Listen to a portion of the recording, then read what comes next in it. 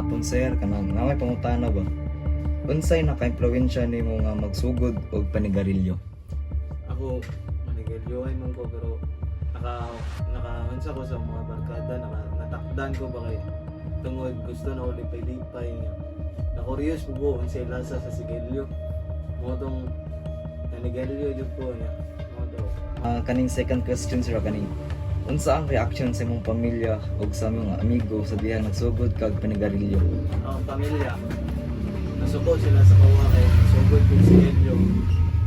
Tungod wa ko kabalo unsay cause daw ani. Niya akong barkada nadala jud ko sa ila kay tungod malipay sila ug asa sila niya ug stress na kay ko dito mo kumudukay sa ila niya manigarilyo mi na niya. Third question sir kaning naunaan ba nimo ang epekto sa imong panglawas ug mga posible nga consequence sa dihang nagsugod kag panigarilyo? Wala ko naunaan kay tungod para ra po ni isang sarili kay stress na kay ko doon na kay ko sa sarili niya mangita og comfort sa akong sarili niya ako koy maduolan mong sa sigarilyo na nandiyo ko doon. Fourth question sir, unsay imong gibati o man nimo magdugay og nagsigarilyo?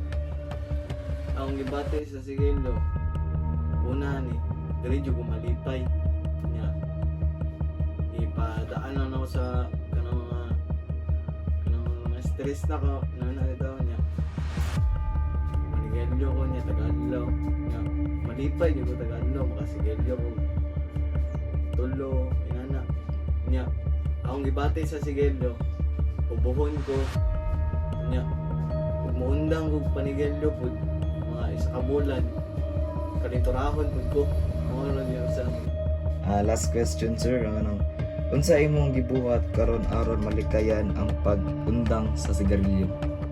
tinuod lang legit malikayan undang ani sa sigarilyo tungod ang kaning cause siguro ani pilit sa mga unsa magpangita ka ba nya mo tong medyo na malikayan ug di na ko maundangan mong habang buhay naman siguro ni pero naragod sa kuha kung gusto na ko maundangan yun na